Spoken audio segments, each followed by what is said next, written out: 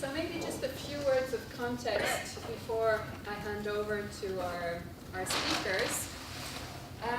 Just maybe one slide reminding what I see as the tug of war behind GDPR for international organizations and NGOs. The fact that on the one hand, they want to be as efficient as possible on an operational side. There's loads of new innovative ways of collecting data, and of course they want to take use of that. Also, request from donors, but also from the organization itself, to be more transparent and accountable. And this is often seen as contradictory with the idea of data minimization and protection of personal data. So I just wanted to remind you of this. And a quote that I really like: data can be either useful or perfectly anonymous, but never both. So we're all in this tug of war, and trying to set up data protection principles is extremely difficult because of this tug of war. Data protection principles have existed before we started hearing about GDPR. A lot of people that are interested in data protection see GDPR as a sort of weapon that they can use internally in their organization to try and push for more data protection implementations. But just to remind us all that obviously data protection is one of the core humanitarian principles with the do no harm principle, and therefore it goes way beyond the question of GDPR or not. Maybe just to remind also ourselves that we're in a context where maybe 10 or 15 years ago, data protection wasn't seen as a big deal, or not as much as today, because often NGOs and international organizations were working in contexts where there was a more limited need because either the different stakeholders in the conflicts or natural disaster or medical contexts where they were working with, those stakeholders did not have a very high understanding of new technologies, etc., etc. While today we're in contexts like the Syria crisis, where I love saying that the best article that I saw, or one of the best ones that I saw on how to encrypt your phone, was actually written by ISIS and published in one of their magazines. So just to put this in context, this is what we're working in on a day-to-day basis, and just to remind all NGOs and international organizations that that's the case. So I'll hand over to our speakers. We have McGuire from MSF Paris, eHealth Unit Director. We have Francesco Frezzetti, who's the Information Management Advisor at Terre des Hommes. We have Maina, who's the Senior Public Health Officer at UNHCR. And we have Tighe, who's advisor in the ICT programs team at Oxfam UK. So let me just open the presentation and I'll leave over to you, Megan. It's up to you.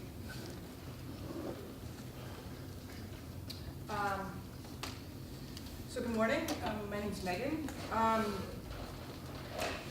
In 2009, MSF decided to try to set up a structure around health data protection. It was primarily framed around medical and legal frameworks. And it wasn't until this past year that we got the policy from that work into actual approval throughout the entire movement. So this has been, our process has been going on for almost 10 years. I'm going to walk through today a little bit of what our policy actually is designed on and some of the tools that we've put in place. And then I'll briefly talk about some of the challenges of where we are in both implementing the policy as well as kind of spreading it throughout the 450 plus projects in 70 countries, so the operationalization of it. So why is it important to us? Why would we even care? We actually collect quite a bit of data. And we capture process data throughout our entire operational and health ecosystem. We also have confidentiality and medical ethics as a foundation of our mission. So it's something that is critical to who is the identity of MSF. We want to intentionally reduce potential harm to patients and to MSF. So we know there's risks that are growing and occurring, particularly with the digitalization of data. And we also want to ensure safety of MSF's humanitarian action. So there's an aspect of it that is also about our image. And then there's a legal landscape that is constantly changing, and I think GDPR is just a piece of it. When we have to consider the global landscapes, there's many countries where there's eHealth, where data protection policies that are being implemented, and at par at GDPR level. I think there's about 10 countries at the moment that have GDPR level adoptions, and so it shouldn't just be focused on the EU-based law, but what is happening in the global landscape of data protection and laws in all the places that we work. Additionally, we have data sharing interests. So we want to share our data both with other organizations, other institutions, across the board, and we want to be able to do that in an efficient and open and transparent way. However, just to focus a little bit on the principles of medical ethics that the MSF has in our mission statement. We are a medical organization, and so we have to ensure a level of confidentiality, right to information, and autonomy.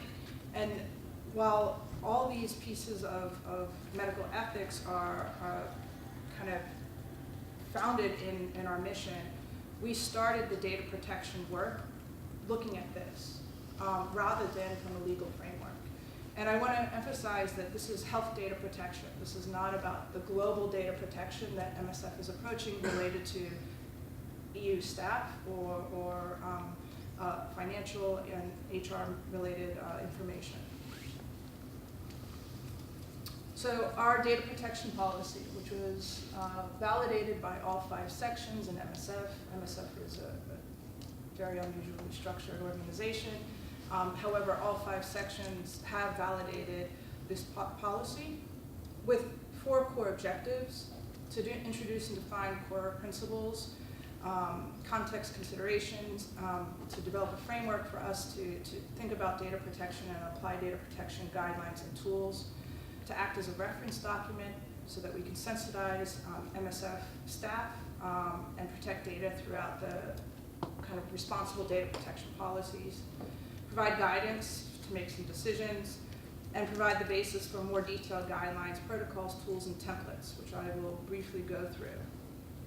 This is a copy, although it's kind of hard to read, of the poster that is being handed out to MSF. Again, this is something that has really taken part in the last 9 months, the policy itself. We have 8 core principles, which are quite similar, I guess, to GDPR, but again, founded from a medical ethical standpoint rather from a legal standpoint. So legitimate ground, purpose and use limitation, proportionality and data minimization, medical confidentiality and privacy, do no harm, transparency and respect for patients, security and accuracy. So what data is included in this? Essentially any data that is directly or indirectly identifying individuals. Now, that's a lot of data across the MSF movement, which means that we kind of have to start narrowing down where are our risks. And we are going to take a risk-based approach to rolling out the policy and also the training and the various tools and guidelines that we have. Specifically, we're going to approach it from a sensitive data perspective. So when we consider sensitive data, anything that could be potentially misused against the interests of patients or communities or MSF itself, or put any patient or community at risk for political reasons, financial gain, or any other reason that should be treated, and it should be treated as highly sensitive data. So we specifically highlight this as anything that's related to violence, rape, termination of pregnancy, patients in prisons or detention centers, information on disease and context where it's an obligation to abide the treatment, or data that reveals or implies racial or ethnic origin, political opinions, religious or philosophical beliefs, offense or sex life or preferences. So any area where we're collecting data that is considered highly sensitive, we're starting our risk-based approach from that perspective. Our approach, we have governance and process. So the leadership has prioritized at least some level of governance and health data protection in all 5 sections. We're developing a health data governance structure within the movement. All offices in MSF currently have data protection officers. However, these are primarily focused on GDPR rather than health data protection. We have an obligation to keep data inventory. So over the last 1.5 years, we started an inventory of all health data that is in the movement and records to demonstrate the compliance. We have the policy, and we're developing a strategy for implementing this policy, specifically around tools and guidelines, which I will walk through in a second. Security measures that are some of the kind of basic best practices, and we're starting from kind of a really basic level. So we're not doing any crazy, massive encryption all over the place. We are carrying out routine threat analysis, but primarily from a process standpoint and what are our assets and what are our risks, rather than kind of from a technical standpoint. And we're developing a training program, which I am curious to hear what Oxfam has done over the last 2 years. So we've identified several tools that are in development phase. Actually, we're going to be testing them next week for a few projects. So we have a basic data protection steps that all staff will be informed of. What is a patient impact assessment? So rather than calling it a data protection impact assessment, we actually focus from the health data standpoint, and that it's a patient impact assessment. So why do you carry out a patient impact assessment and when, as well as what is actually a patient impact assessment. And this is the first major tool that we're putting in place for identifying health data protection needs within the movement. Employee do's and don'ts. This has an HR component as well as confidentiality agreement. So what is the responsibility as an MSF staff around health data protection and health data use? And then all of our clinics will have a patient notification of basic routine data will be collected and processed within MSF. Anything that's beyond that for research purposes would have individual consent processes. Access rights for all the data within the movement, a checklist for sharing data with third parties, and what are our basic standards for storage, backup, archiving, and cross-border transfers. Now, I'm sure some of your organizations have some of these things. We have pieces of this, but this is a movement-wide rather than individual OC approach. Some special thanks to our legal department, our medical directors, and the eHealth team. Just a note on this is that we have basically approached this from a medical, legal, and then all the new digital technologies that are being put into play in MSF are part of developing the policies, the tools, as well as the implementation process. Thank you very much.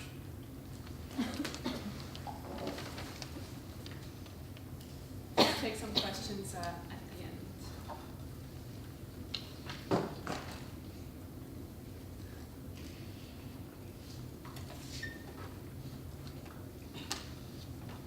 Hi everyone, I'm Francesco, the Information Management Advisor of Terre in Lausanne. Before going into the agenda and what I'm going to talk about, I would like to give a little bit of background about Terre. Maybe not everyone knows it. Terre is a Swiss NGO that was founded in 1960s by Edmund Kaiser, and it's an NGO that works focusing on the services to children, and including child protection, including access to justice access to juvenile justice and restorative justice, including exploitation, so reducing the exploitation of children, and then maternal and child health, among the others. I'm introducing Terre because many of you probably don't know it, or some of you don't know it. but also because this gives an idea of the sensitivity of the data that Terre des Hommes works with on a regular basis. So the agenda of what I'm going to talk about is first the institutional approach of Terre des Hommes. I'm going to look into the working group that Terre des Hommes developed. What's the status of the data protection officer in Terre des Hommes, our directive for operations, what's going to come next in terms of policy, and then we're going to look into the data protection starter kit, a project that Terre des Hommes has developed in collaboration with CartONG, which I would like to thank for the work done. So Terre des Hommes is based in Switzerland, in Lausanne, but works in nearly 40 countries, and some of the countries Terre des Hommes works in are in the European Union. So this makes Terre des Hommes, of course, having to respect the GDPR. And as I mentioned before, TDH works with a population that can at times be considered very vulnerable, which is children, children in vulnerable situation and accompanied children. So this is a little map of where Terre des Hommes is. The little red explosions are where our humanitarian department is working at the moment. The other ones are the development delegations. So at the beginning of the year 2017, at the end of 2016, Terre des Hommes started focusing on data protection as an issue to be worked on. And at the beginning of 2017, a working group was set up to start working on the problem internally. And these data protection working groups includes many people from many different departments in the organization. The task of the working group is actually to advise the organization on actions to be taken for data protection. This was previous the coming into effect of GDPR, but the working group is still existing. As the GDPR came into effect, Terre des Hommes nominated a data protection officer as per requirement. And besides the normal tasks, the DPO is actually the coordinator of the data protection working group. And the data protection officer in Terre des Hommes can be contacted at this email address. So at the end of 2017, the data protection working group started elaborating a directive for operations. For data protection in operations. The reasoning behind this was that, as many other NGOs, it was a little bit premature for Terre des Hommes to develop a GDPR compliant policy because some of the practices in the field are not exactly, we're not exactly perfectly respecting the new regulation, especially in some countries in the developing world. So we decided to start on the policy side from a strategic paper listing a set of 11 principles that reflect somehow some of the contents of GDPR, but they try to explain what are core basic needs in terms of data protection when working with beneficiaries that are very vulnerable. This directive was approved by our committee of directors in May 2018, and the 11 principles include some very important key ones like proportionality, informed consent, necessity, anonymization, and one of the main principles that I would like to focus on is necessity, because in many organizations across the board, I have seen and experienced the tendency to collect a lot of data that is nice to have, but it's not a must-have, and that is what our directive tried to focus on as well, trying to explain the need to our delegations to focus on collecting only the data that is needed for analysis and nothing more, because every data that is collected then needs to be managed. But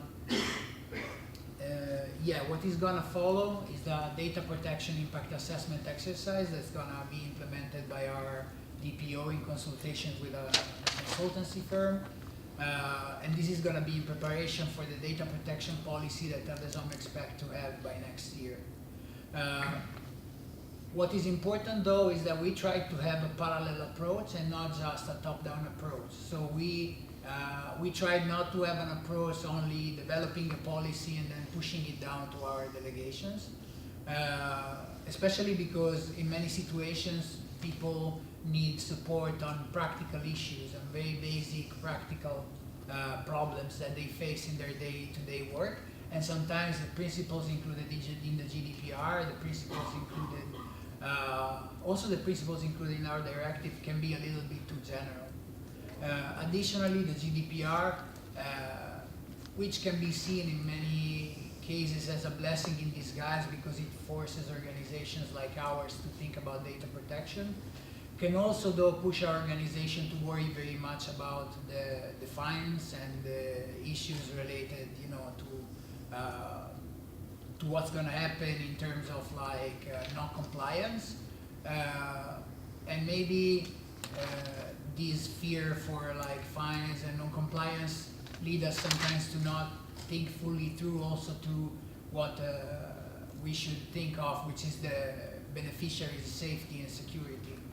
So on this purpose, we decided to work on two sides. On one side, working on a strategic and policy side of things with our directive and also with the new policy that will come into effect in 2019.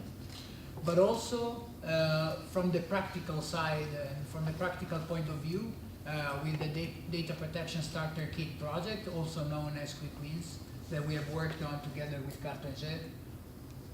And this project includes a set of like packs of there is an introductory pack including introduction to data protection, auto-evaluation tool, and a definition of risk, harm, and threats.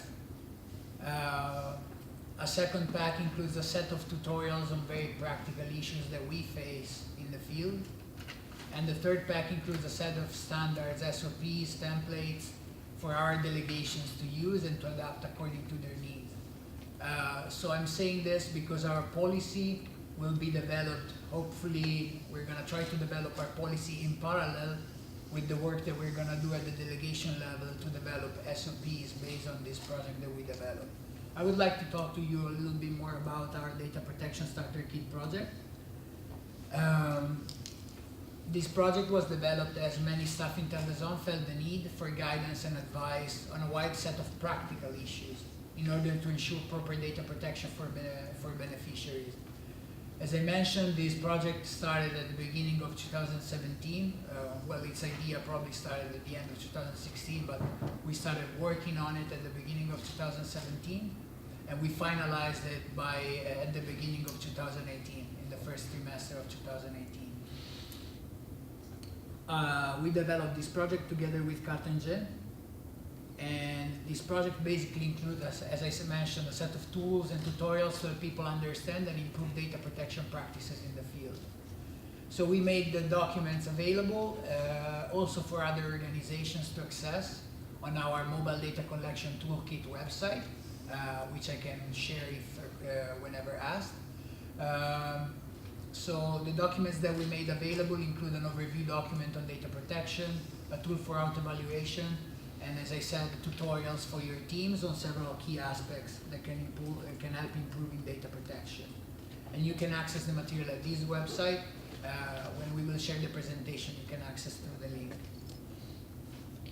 I just would like to introduce the few steps that we defined on how to use this starter kit. So the first step is to read the Data Protection Starter Guide developed together, as I said, with CartONG. And inside it includes like general principles and information on data protection, as well as some information and advice on defining roles and responsibilities for TDH delegations, but it can also be an inspiration for your organization for roles and responsibilities.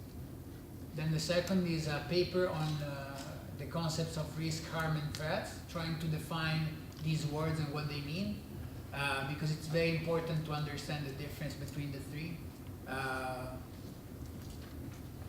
Harm, basically, the definition is here, harm basically means any damage or injury or negative impact that can occur to the beneficiary or to the data subject. Threats are anything that can potentially cause harm, either intentionally or unintentionally, and the risk is basically the intersection between the likelihood and the impact. The third step on how to use the data protection starter kit is to use our auto-evaluation tool that was developed in Kobo by CartONG. There is also a guidance paper trying to teach how to use this tool, but it's pretty straightforward and you can follow the instructions included in the tool. The first step is, once you have identified the risks and threats in terms of data protection, you can define action to mitigate them, and to do so you can use the set of 12 tutorials that we developed. And then, as I mentioned, for Terre des Hommes delegations, we developed a set of template SOPs to adapt according to the need. Why we didn't define standard SOPs for the whole organization, but we left it to the delegations to develop, is because Terre des Hommes has always been a very decentralized organization. And in many delegations, we have very different structures and very different roles and responsibilities in terms of working with data. So it is basically impossible for Terre des Hommes to define a set standard for all our country offices and delegations. So we are gonna leave the work of defining roles and responsibilities to our country offices and delegations based on their structure and based on their composition. And that's pretty much it. Any questions, we'll take them later. Thank you very much.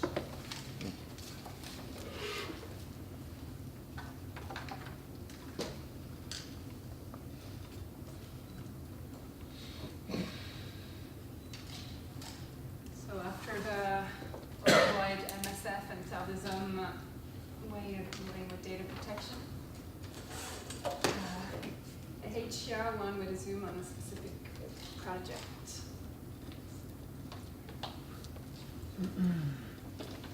Hi, thanks, and thank you very much. It's very interesting hearing from MSF and to hear from the work that they're doing. So my name is Maina from UNHCR. I'm based in Geneva, or rather, just 1 hour away from here.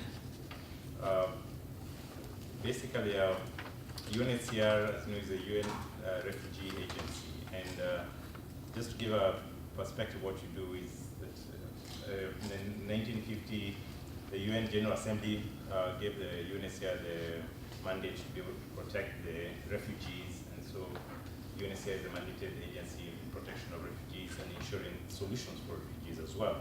So that includes assistance and working with the legal the governments at the invitation of the governments to be able to provide protection to persons who are displaced for protection reasons. Now, currently we have, as of 2017, you've probably seen this very worrying trend that we're seeing in the numbers that are going up. More than 68 million people displaced, and out of these are 21 million refugees. What is interesting also is that 85% of them are living in developing countries. But even more interesting is that now is that not all of them are living in camps as many as before, but we are highlighting this more and more, that we see more and more people living in urban settings, rural settings. So more than 50% are living in urban and rural settings. So when it comes to data, it means that we work in a very context where we could all be able to manage data in a camp setting in a very standardized way, but sometimes they're not always in camps, they're in urban settings and in rural displaced settings. So how do we work within the national instruments available and the international instruments available and with partners to be able to get this information on refugees? So we have I just start on the legal and ethical perspective. So the UNHCR has the data protection policy. And this is a policy that was put in place in 2015, and UNHCR was the first UN agency to have a data protection policy within the institution. And over time, we've learned a lot since then, and now with the GDPR coming in, it raises the bar higher on the standards that we need to make sure that we apply. Previously, the concept of data protection was mainly on confidentiality of data. But the data protection policy of UNHCR was a game changer in the sense that now we understand that the mandated role of UNHCR in protection of refugees means that we also have to protect their personal information, that is, the personal data. And that means that we needed to be able to work on certain principles and policies that are based on the international human rights principles, and also the legal mandate of UNHCR and protection of refugees. That said, we also work on based on national legislation. So as I say, we work at the invitation of government, so we also have to respect what national legislations and policies they have in place. And this is important in terms of linking systems with the national systems that are existing. Linked with that also is data sharing agreements with the partners. So we work, UNHCR does not usually provide services directly. We work through our implementing partners, operational partners, and therefore we sign data sharing agreements with them. And that means it has to be based on the principles of the data protection policy that UNHCR has, and they're obligated to abide by that. And that means that it's all about protecting the information of the refugee, even when the partner leaves, that this data is protected. So the data protection policy that UNHCR has also has eight principles, like MSF, but they're different, just linked one or the other. I mean, and these are things that you also know. I mean, legitimate and fair processing. It's issues of consent, providing consent and being able to make sure that there's a transparent manner in the way the data is shared, and fair processing of the data. The purpose of the data has to be made clear and has to be within the legal provisions that are needed. But also, as has just been highlighted on the issue of necessity and proportionalities, it's also key to us, just as for TDH, in the sense that it has to be that we collect data that is adequate and relevant, and it's for the necessary purpose that is needed, and not beyond that. And we have to determine that in whatever systems we are developing. And I'll come to that a bit when I talk about the health information system that we have. Of course, accuracy of the data as well is important, respecting the rights of the data subject. In this case, the refugees, in our policy, we call that the data subject. And the human rights principles are very key to us, just as the earlier presenters have shared, about the rights of the patient, rights of the individual. And I'm very interested in the aspects of patient protection impact assessment. That's a new angle that I like very much. And then confidentiality of the data, it also applies to when the refugee is no longer a person of concern to UNHCR. So the refugee may go back, repatriated, or maybe resettled to a third country, or maybe integrated in the current country. When this is being a person of concern, we still have the data, and so confidentiality principles apply even when the refugee is no longer a person of concern to UNHCR. So then it goes to within, working for UNHCR, and beyond that. And we're using the cloud computing concept as well, and so as with cloud computing, then we also have issues of confidentiality breaches. So then that is an important aspect that we look at. Security of the data, both technologically, physically, is also important for us. And accountability and supervision, as just as highlighted earlier, the TDH, we also have a data protection officer as one of the key provisions that had to be put in place. And we're going beyond that to work with our partners to ensure they also have protection focal points and level of accountability all the way down to the country offices and in terms of supervision of the data, and I'll talk a bit more when it comes to health, that aspect. So comes to IRIS, which is the Integrated Refugee Health Information System. So we're just in the process of finalizing pilots of the new HIS, the UNHCR Health Information System. Basically, we call it Twine, and now we call it IRIS. I'll not go into all that story where we call it Twine, but basically it's an integrated system that looks at various sectors on health, wash, and nutrition. It's not only health information system, we also have quality data that is tools for collecting qualitative information like balanced scorecard for the quality of health services, like the house or health access and utilization survey looking at the urban context and access and utilization of health services in urban context. It also looks at SENS, which is a standardized enhanced nutrition survey modules, which are based on scientific sampling methodologies. So we have all these data sources, and they're all in this system called the IRIS. When it comes basically to data collection at the health facility level where we are using the IRIS, we've introduced a tablet-based system. Before we just relying on paper-based systems, as you traditionally know, medical registers. Now we've introduced the tablet system where we can be able to enter the information of the patient in that tablet. The data is temporarily stored offline in the tablet on a weekly basis, or when they get access to internet, they would go back from the field to their offices, and then the data will be synced automatically into our database. What is very important here is that it's, this is an equivalent to data. It's not novel. There are such kind of systems also in certain countries that are being applied, and we also have DHIS2, which is also kind of electronic, and we're borrowing ideas from others in terms of how the concept of using mobile data collection is working. And this is how, this is how the website looks like. Something I want to emphasize here in terms of confidentiality, and I didn't say it earlier in terms of ethics. So we talked about the principles of data protection, but there are medical ethics that we also apply, and that is patient-doctor confidentiality. A key aspect in this tablet-based system is that the data, the patient identifying information or identifiers are not uploaded into the database. It's only the aggregate data that is put in there, number of people seen, the number of persons with malaria, all this other aggregate data, but not any personal identifiers. Just for maybe outbreak management purposes, just like with medical registers, the doctor would have the personal identifiers in the tablet, but after 2 weeks, it becomes automatically erased from the tablet. So it's only relevant for immediate 2 weeks of identifying other, maybe in terms of any follow-up information that needs to be done within that 2 weeks in case of some alerts that come up. But beyond that, we don't see the necessity for the person to have this personal identifier in the system. It's there are pros and cons to that, and we have to discuss more about that. But what is interest for us is that the database is accessible to the public, and no personal identifying information is available on the database.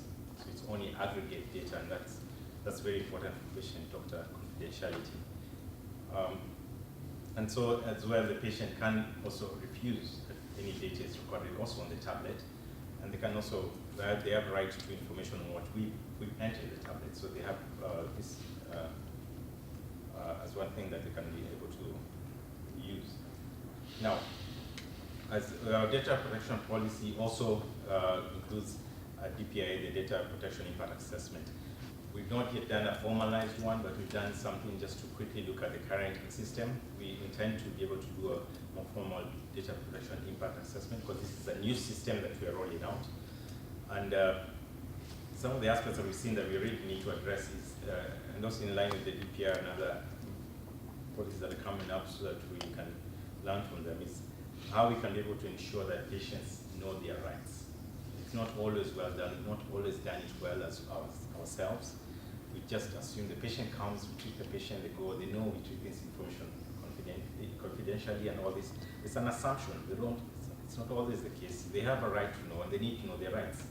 So one thing that we are looking at doing is more systematic information campaigns, and even putting the information in IC materials or information pamphlets on what are their rights, what data is being collected, how they can access the data in the website and all that. And can learn from others on how they've done this as well. Issues of accountability and supervision, we're trying to enhance that the accountability is more structured and more clear. We talked about the data protection officer and also data controllers that need to be in place, and what is their role, and more enhanced supervision of the data. And that means also medical secrecy has to be ensured, including supervision of those who are in charge of handling this information. Confidentiality, looking at, again, raising awareness to the staff, and trainings to the staff as well, and also, more importantly, in relation to our stakeholders. So as I said, we work with partners. Key among them is the Ministry of Health, and how we make sure that we discuss with them. We've done this during this pilot, but we need to continue to systematically do this, make sure that they understand what data is being collected, how it can be linked with their systems. So we're currently looking, like in Uganda, how they've integrated refugee information data collection in the national health information system, which is very novel. It's one of the few countries that have done this. Most other countries, we have data collected in the national system, but it's not by nationality, so you can't know who is a refugee from among those people who have been seen, but you know they're included there.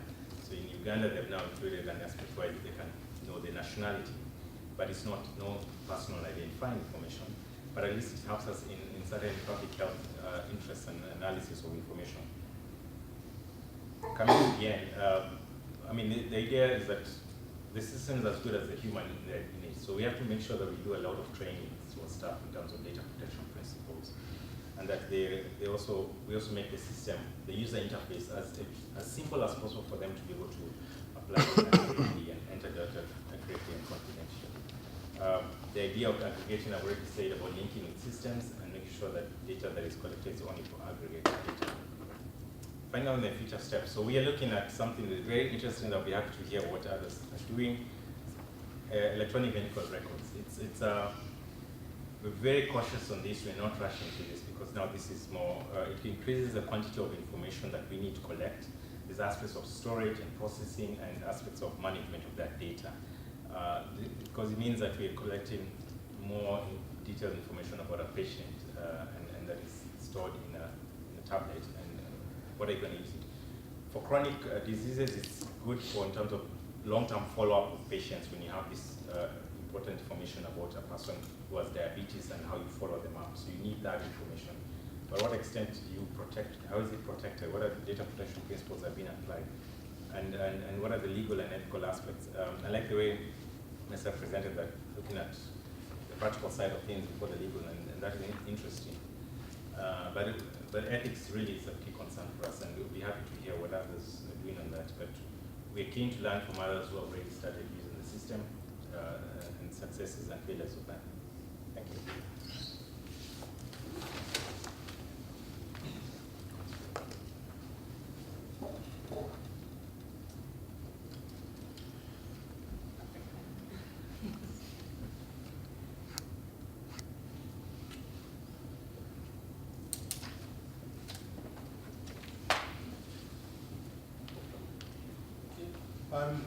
So my name's Rick, so I'm an advisor with our ICT and programs team. And for me, this whole process with GDPR coming in, it's been very much a kind of better late than never approach with beneficiary data. And for a lot of people in our organisation, GDPR has been a huge headache. Lots of regulations to follow, huge financial penalties if you get it wrong.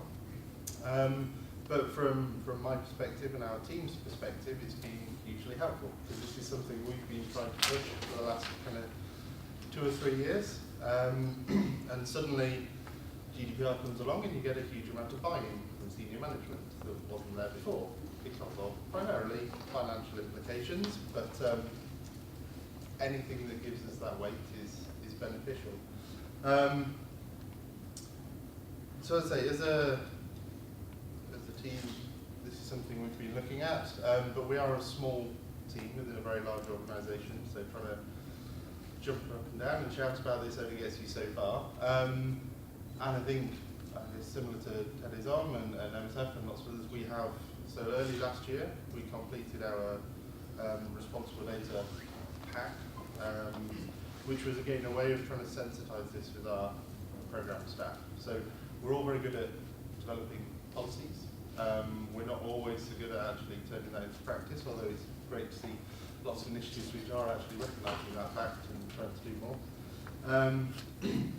And we've been training country teams, I'd say, for the last, I guess, probably getting close to 2 years now with this pack. I do have a practical example if anyone wants to have a look in a break. It's a very useful pack, and as with others, it's available openly. You can download it online. You can order copies from us. We will send them to you, and we've got it in various languages. I've brought the English one because it's the most helpful. But it's trying to educate teams on why treating data with respect is key, particularly the data of our beneficiaries, particularly in the sort of vulnerable situations we tend to be working with people. And if I just take an element, so I mean part 2 here is doing a risk assessment. If we were doing a cash program in an insecure environment, we're very used to doing a risk assessment for that, for our staff, beneficiaries. If we're talking about collecting data on very vulnerable people, and potentially sensitive data, we aren't very good at doing risk assessments for that. It's not part of that, I think, the culture piece that came up earlier. We can write it into a policy.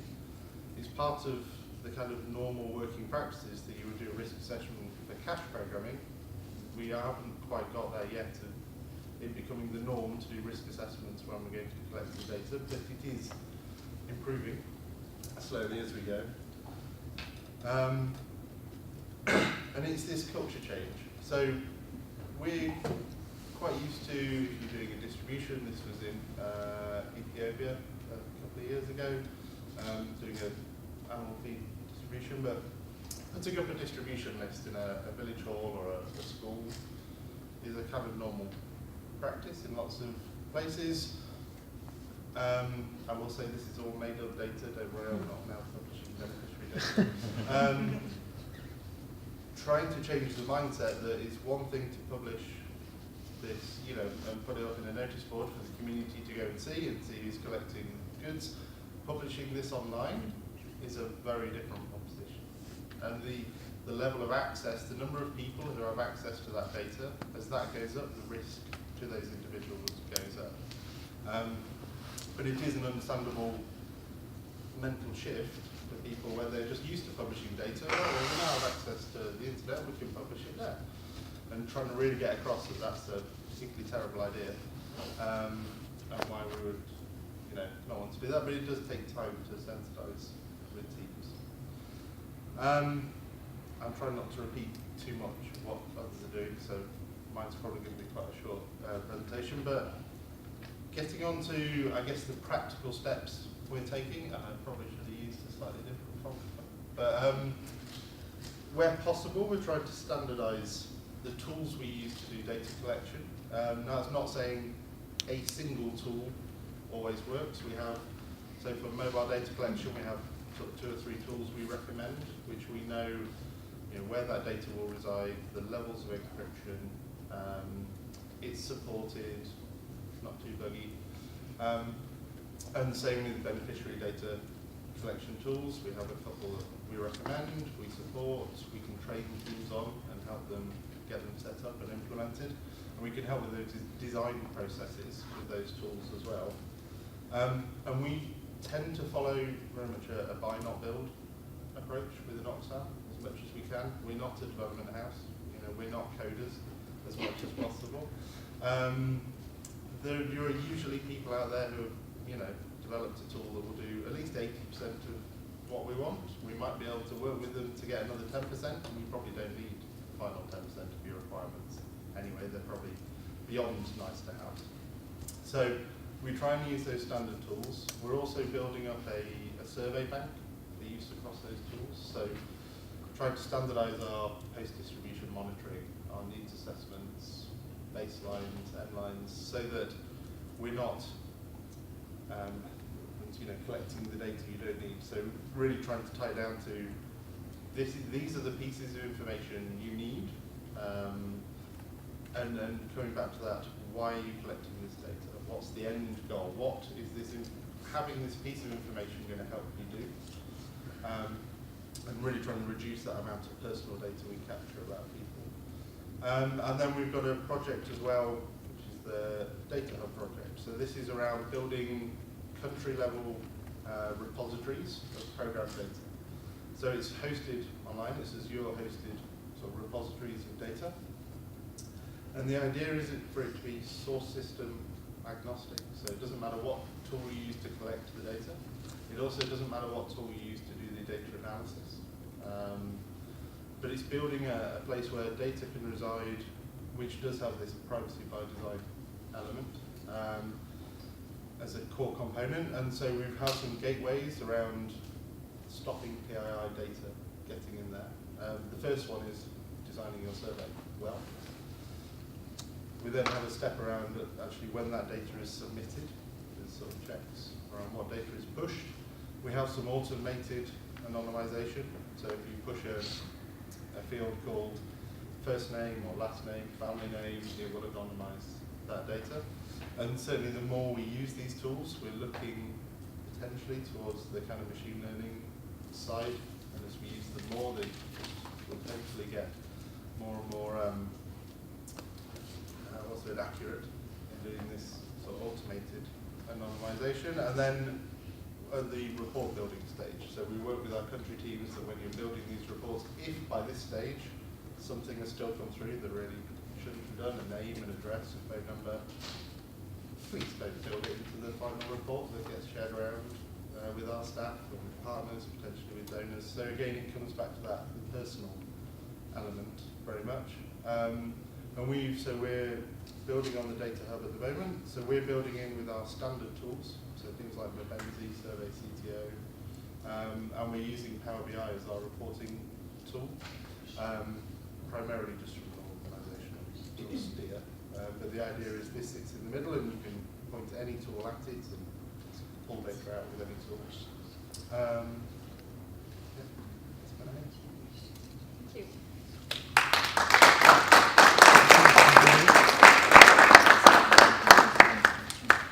So thank you to all of our speakers. We've seen very different, well, not very different approaches, considering the size and the different types of organizations. I have a first question for you guys before I take questions from the room, and it's related also to the plenary theme and the question of good enough versus perfection. We heard the expression during the plenary of being the Wild West of data and how to deal with that, especially on the data protection side, where we're usually really geared to try and be as close to perfection as possible, even though we're in this Wild West, and therefore it's extremely difficult to deal with. And I've heard a lot of you talking about the technology that's set up to help deal with this perfection side. My field knowledge on this brings me to the conclusion that it's not as much about the technology, which of course has to be as perfect as possible, but more about those field practices that some of you were mentioning. And I mean, I see it as a much higher risk to have staff on the fridge of the guest house having the password list on a post-it, or else a computer that's transferred from one person to another without being properly cleaned, or a very basic Excel database with personal information where there's no password put on. And I'm just wondering, how are you planning to deal with all of that, which is for me 80% of the highest risks that there can be for NGOs to avoid a huge data breach, which we all know will come someday. So I don't know who feels like taking it up. Francesco? I would even go further and say, particularly for organizations that are engaged, whether it's in sensitive information, vulnerable populations, it's even in the paper. Like, is the file that you're recording in the information on, or even the fact that people who are working in the clinic know maybe someone who came into the clinic and can identify that person. I mean, there's the data aspect, and then there's the organizational aspect. But we're trying to figure out, even from the paper side, not just the technology side, but the paper side of how do we address, again, for mostly around sensitive information, but also personal identifiable information. What are the processes and steps that are realistic to put in place?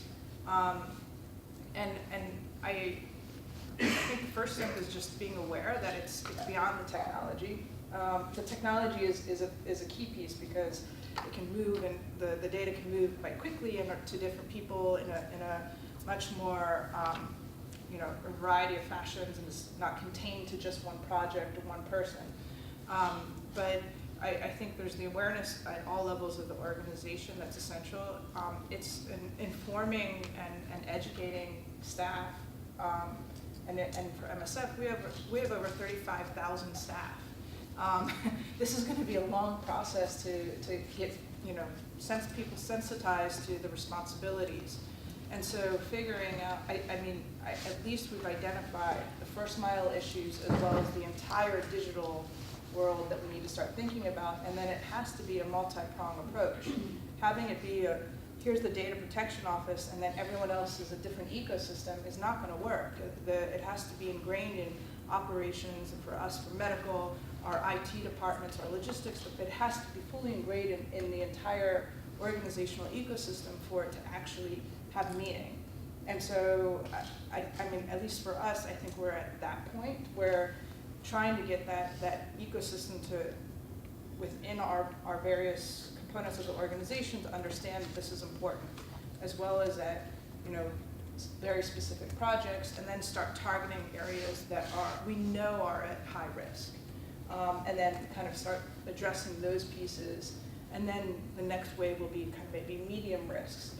But we also have this tension, and I think this is the good enough piece where our first priority is medical care and intervention in our 70 some odd countries and 450 projects, and we will not stop those projects because of data protection, which is this tension I think that we face of is good enough about keeping everything moving and ensuring that you start integrating all of this, or do we need to kind of the perfection is going to stop us from actually doing what is our core mission. And so that tension, I think, is extraordinarily complicated. But the first part is there an ownership within the organization or movement that this is a priority to address, and then figuring out the priorities to kind of approach it. I don't know if you... Yeah, thanks for your contribution. I think it's very important what you shared. I also would like to take on what my colleague from Oxfam mentioned, that thanks to the GDPR, there is some more buy-in from the management. Thanks to that buy-in from the management and that investment, we could start working, as I mentioned, to our starter on our starter kit project, and that's one of the ways we're planning to tackle the issue of actually working on these processes rather than the technology. Our project, in fact, has a list, the list of tutorial that is part of our project, in fact, addresses mostly issues that have to do with processes rather than the technologies. Address simple issues such as how to manage or do a strong password, or how to pseudonymize your data or anonymize it, which have mostly to do with the processes and the habits of the people rather than with the technology. The technology is included, but it's not the core part of it.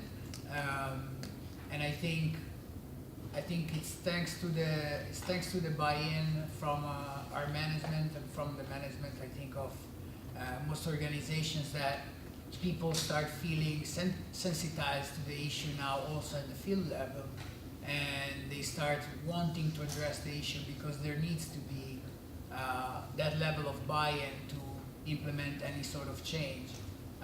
Because if you look at the processes and people keep on working the same way they've always did, it's difficult to change people's habits.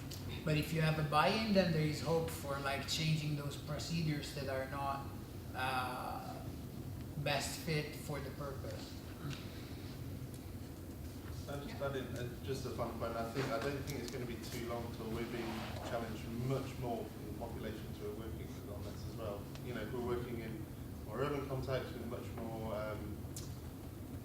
you see, refugees moving from much more developed contexts who are much more used to these kind of concepts, and actually they'll be the one challenging us on the ground on how we're managing their data and that kind of stuff. So I think that's won't be that long until that's happening more and more, I think. Yeah, but there's also the question of, whose practices are changing.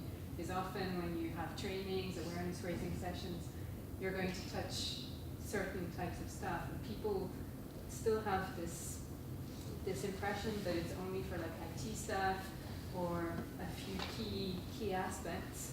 And it's actually, I think the engine room who did a great visual representation of how it's like managing fire in an office, how every type of person has a role to play in data protection. The problem is today most people don't really think they have a role to play, and that can create new issues. That's where being challenged by people externally from organizations can really help to make people aware that it's their own practices and not, the fact that the IT has set up a password protected system that will work.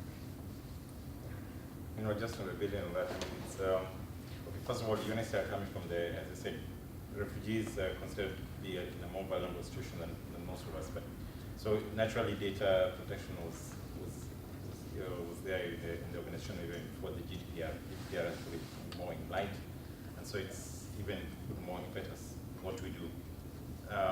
One thing that is what you just said. It's about so we're doing all these trainings that I've said about awareness for our staff in terms of medical data confidentiality. It's not looking at only HIS, it's also like medical referral data, and that tends to be in an Excel database somewhere. They're trying to analyze costs for patients, and the patient data is there.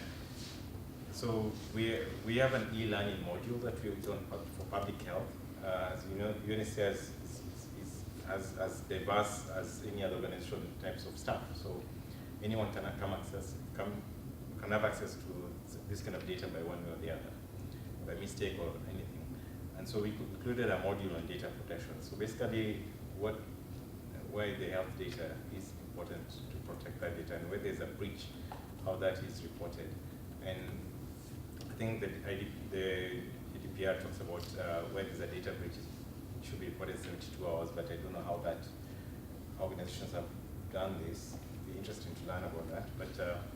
But that would be interesting to see if there's, naturally there could be a breach somewhere. It could be conscious or unconscious, it could be by omission or commission, and it's therefore how you react after that. How do you ensure the right person who is a data controller, it gets to be informed that there's a breach and how it can, rather than looking at it more of the punishment side of it.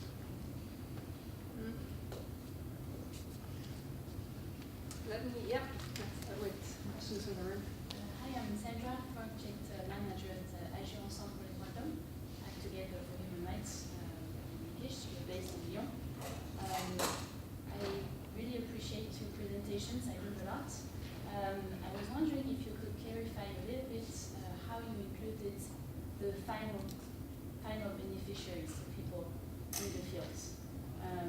Our programs are mainly in Central Africa on illegal detention, torture, discrimination against sexual minorities, so what we would call sensitive data in vulnerable populations.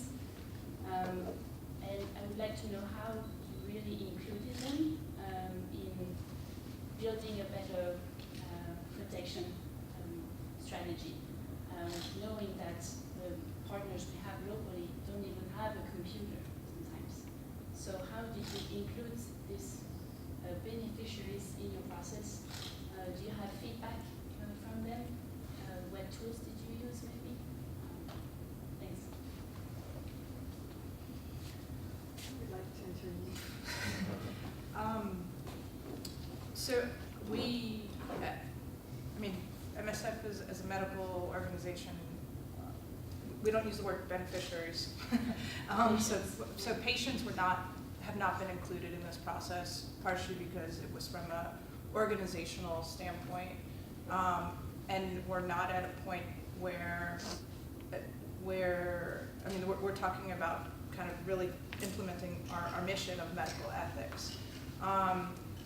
I think it's a very valid point, particularly in complex environments where sensitive data, particularly around sexual violence, victims of torture, where there will be a need for negotiations with patients who are coming in and where information is being collected on their kind of their medical history, their medical intervention, and at times some of the stories related, or the témoignage related to what has happened to them. In that case, there is a completely different, for outside of the medical intervention, it's a completely different actual legal consent process. So it has, and I think the piece that MSF has done at this moment is that we've really separated what is our medical ethical responsibility from what are the legal protection components that are attached to our humanitarian affairs and témoignage components of the organization. And so whereas the provider, from the medical ethics standpoint, the provider patient exchange is already a exchange that is a one-to-one exchange. And I think that might be different. I don't know if it's different in the other organizations, but we've really, everything that's related to kind of documentation of violence and complex histories that are around protection is separate from our medical health or health data protection because it's that the story is not necessarily related to the health care delivery that a patient would experience. Pieces of it, but not the entire story. Go ahead. I was going to say, so I mean, as part of the development of this pack, a lot of it was driven by our protection team, so on our humanitarian side. So they were integral in developing these materials and sort of stuff around, how to take photographs in context and not, for the people's faces and that kind of stuff. But we've also got a project going on at the moment around accountability and feedback mechanisms, which is very much that working directly with individuals, taking their feedback on our programming and our work, and a big part of that is around, consent is a whole other debate and discussion for another whole day probably, but trying to help them understand what we're collecting, why we're collecting it, how they can access what we're doing with this data, and that goes hand in hand. So I was in Beirut 2 weeks ago, training on that accountability and feedback mechanism, and a big, we spent a period of time running through this responsible data, and that was with our kind of full program team. So it was meal, it was health, it was livelihoods. Actually, not anyone from my team. So it's very much on that program side, but a lot of this was developed, I think it's correct to say, as you. It's sorting out our own house, it's getting our own house in order with how we manage people's data. Yeah. On our side, Terre, working with children, being a very delicate issue, has been working a lot on informed consent in the past years, and it's a practice that is usually very well integrated within the practices of the organization. We tend to inform everybody, especially children, of what we're going to do with the information that we collect about them. I'm not saying we're perfect, for sure there's space for improving, but it's something that we have been working on very hard, and that's the way we get feedback on the work that we do, and it can be surprising how even in the most remote part of the world, people are aware of the issue. So when you ask for informed consent, you explain what you're trying to do, people will ask you in specific what you're gonna do with the information, and yeah, that's the way we have been trying to implement the beneficiaries' feedback in our work. Has any one of you been challenged specifically by beneficiary or somebody that you're working with on your projects? Like maybe 2 days or 3 days after the GDPR implementation, we got our first request for access to data. I'm thinking, we're a tiny H2H organization, so I'm imagining that at the scale of some of your organizations, you've probably been challenged quite a bit beyond GDPR, but on your practices. Is that the case, like directly by beneficiaries, or from your field experience? So I can think of an example, and it's probably more for the fail best later, but a really an implementation of a beneficiary data collection tool that went quite wrong in South Sudan, where actually we hadn't done enough. The technology was fine, and we hadn't done the sensitization piece with the communities as the fact that we were going to be collecting this data digitally. And there was a huge amount of skepticism, is the wrong word, but people were very concerned about who would be getting access to this data. You know, there was a lot of worries about government and that kind of thing. So it's perhaps not exactly, but we were looking to collect data. People didn't trust. That point was in the first session. Didn't trust necessarily, not at all, trust what we would do with the data, but who else would access it. And we at that time didn't have a good enough response to them as to how we are keeping it safe, what their rights are with their data. And as it is, we just kind of went back to pen and paper and typing up into Excel, which isn't necessarily a better way of going about it, but the other option. Were you still collecting the same Yeah. data and paper? Yeah. Yeah, so this thing, but it was because people saw it going into one of these that they suddenly got very concerned, and that was an issue on our part, that we hadn't quite, sold what we were doing right. But going back to pen and paper safe for being basically a right distribution, data collection point, so yeah. For us, just going back to the question, yes. So we haven't talked about the biometric data collection system that we have, and I don't want to go that way because I'll be treading on that.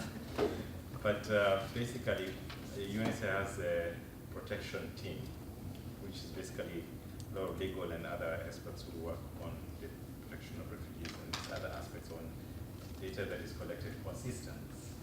Now we're collecting information biometrically and also in some cases with iris scan. That has been done through with the consultations with the refugees themselves, more elaborate process.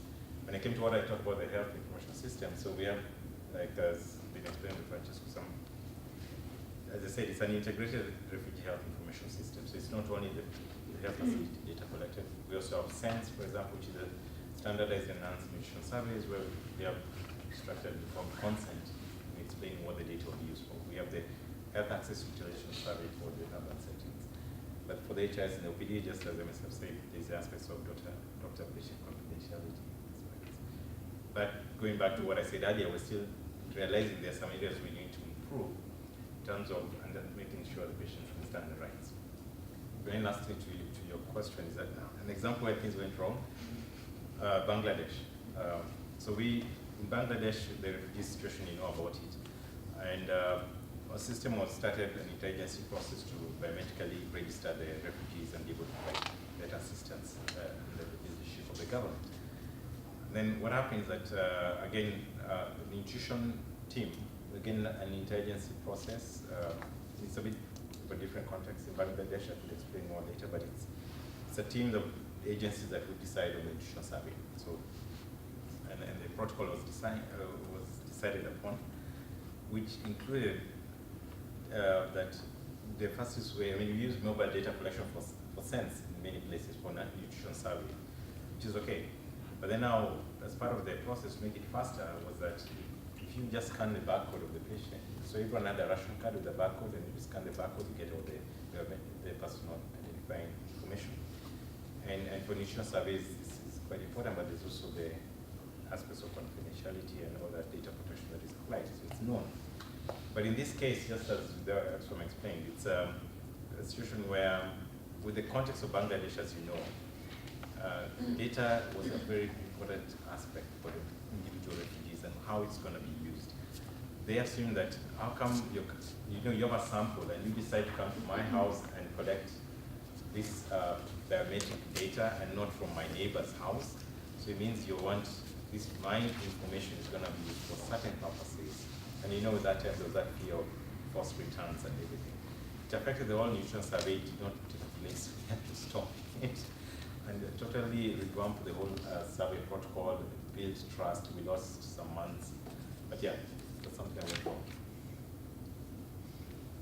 Yeah, so thank you. It was very interesting. And I was just wondering, certain place, there are several organizations working with the same population. We have like a common thesaurus for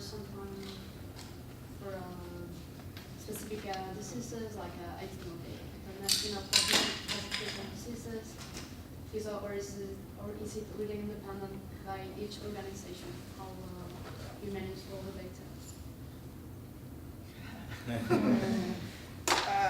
That's a very sensitive topic. It depends on the environment and the context and the projects. And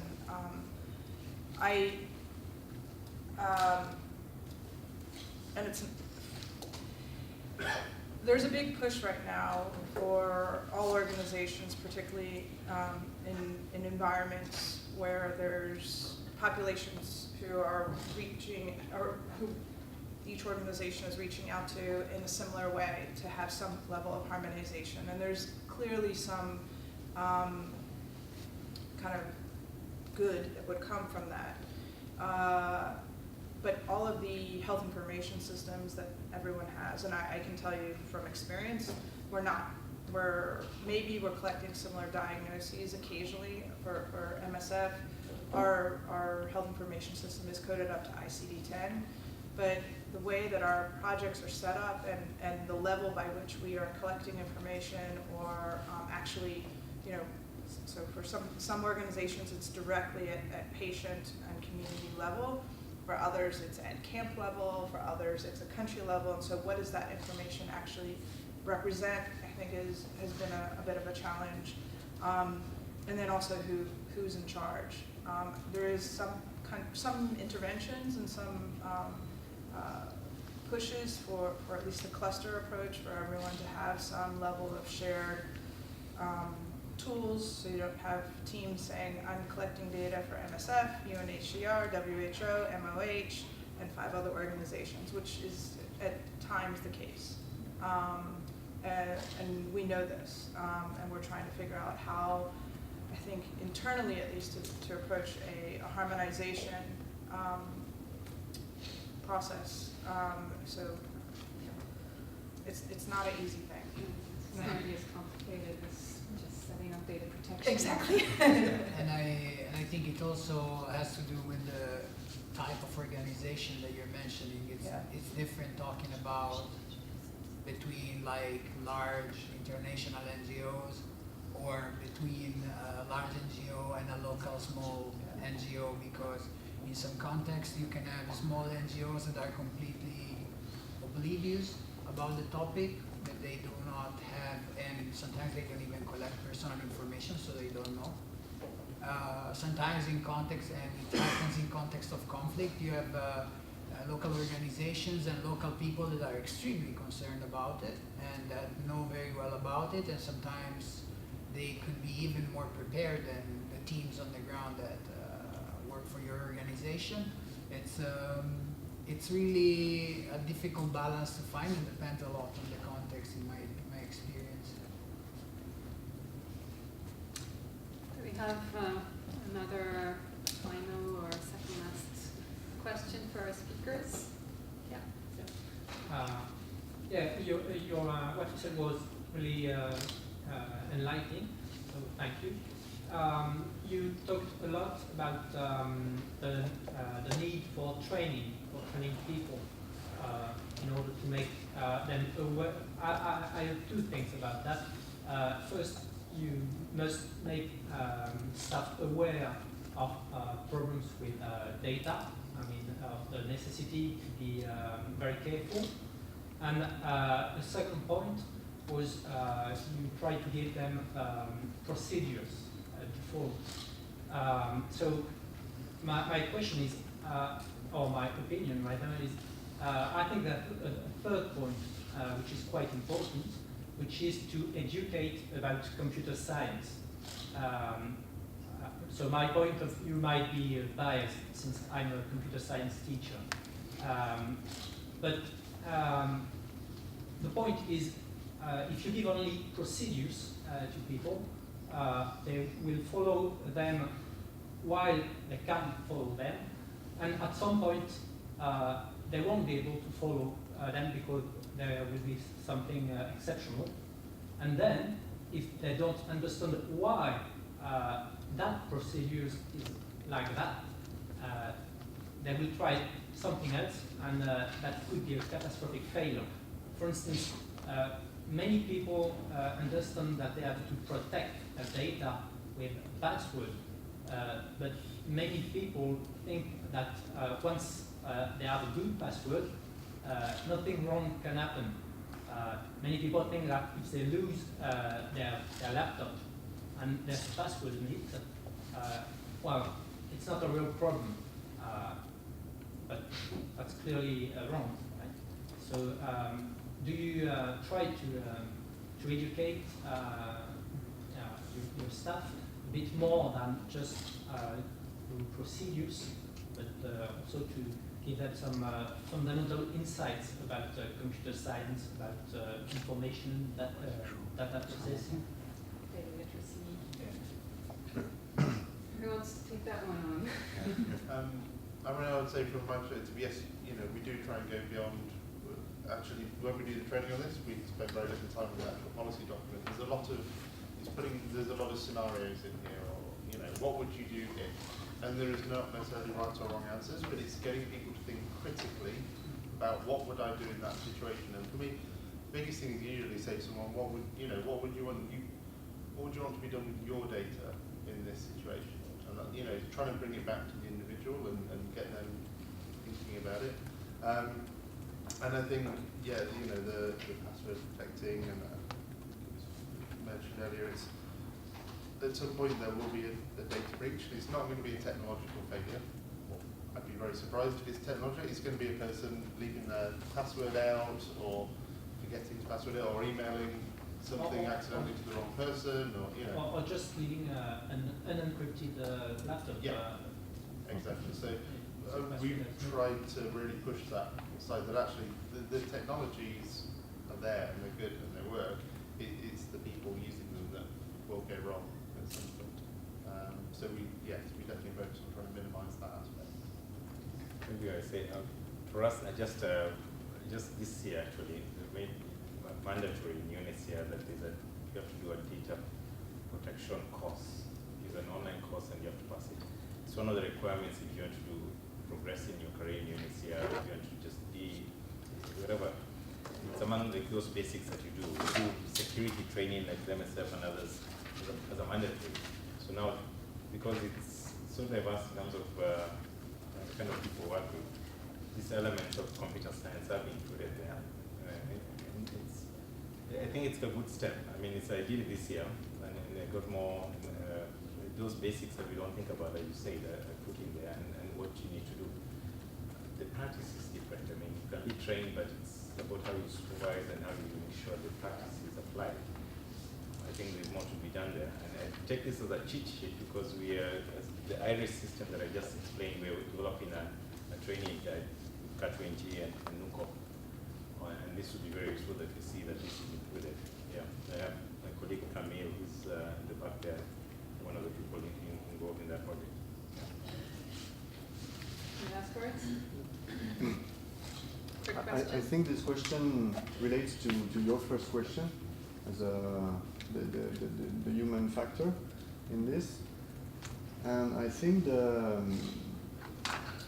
it's partly answered by technological tools actually, and I think there's a large lack of knowledge about the tools in the NGO world, because there are many tools that can avoid too much changing in the habits, and it's important because when you have to change too much things in your habits, under pressure, in a heavy constraint, you will find workarounds. And so I think the policy should be to change the least possible the habits of the user. And there are tools to make this. But most of the time those tools are not known actually. And it's, you can have like huge passwords, and so that the user never has to type it. You have like automatic management of encryption, local encryption with your keys never going in the internet, etc. You have you can have many layers of encryption, and this should be maybe more spread out. I don't know, because that's an answer. Because education will reach a limit. I mean, changing the habits will reach a limit because not everybody is a computer engineer. So, I mean, I mean, I agree with you, and I think that most NGOs need to figure out how to bring in more technology specialists, but most of us can't afford them.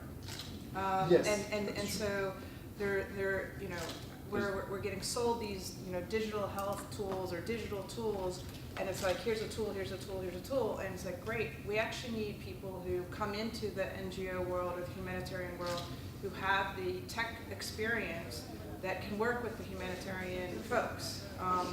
And this is, I think, a challenge for most NGOs, and we're trying to play catch up a bit without actually having the expertise that can either come in-house or we can afford to consult with. and it needs donators education. Exactly, and we're I mean, I think at MSF we're trying extensively to bring in more folks who can kind of introduce the things that are already out there rather than us creating new solutions.